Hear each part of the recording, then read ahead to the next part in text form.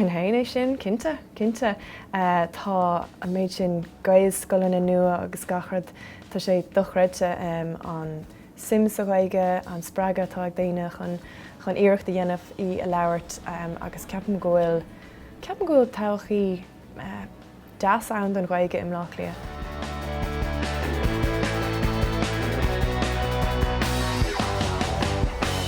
Ní ar hin sin. Tá go leor Gaelach am Baile Cliath. Tá go leor deisina leis an Gaelach úsáid am Baile Cliath agus tá pobl bra bríomhar an seo leis na Gaelscoiltathe agus na Cumann Gaeltacht na Colistí agus conar na Gaeilge ar náide ach ó hí ó Gaeltachta da sílam go gcaithear pobl níos lární a bheith agat le Gaeltacht a thuirtear.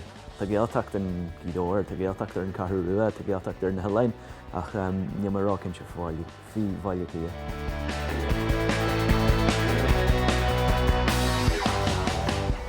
Ní étíar agur bheith Baile Cliath an Gaeltacht smán éireann tá neart Gaeltachtaí eile tá níos láid. Ní me gan sin ará. Ní étíar agus ní tásúlaisteach an siúpar bim le Cliath agus seirbhí seo trí bhfuil gur tú na détáil ar an gcathrú rua nó áte brim mar sin. Stogan acu me géir aspa bheas a léir na Ghaeltacht eile agus is sto go bhfuil sé beáin éagsúil mar an chuid is móding an seom Lá Cliath tógach muid na Baile seachas Gaeilge.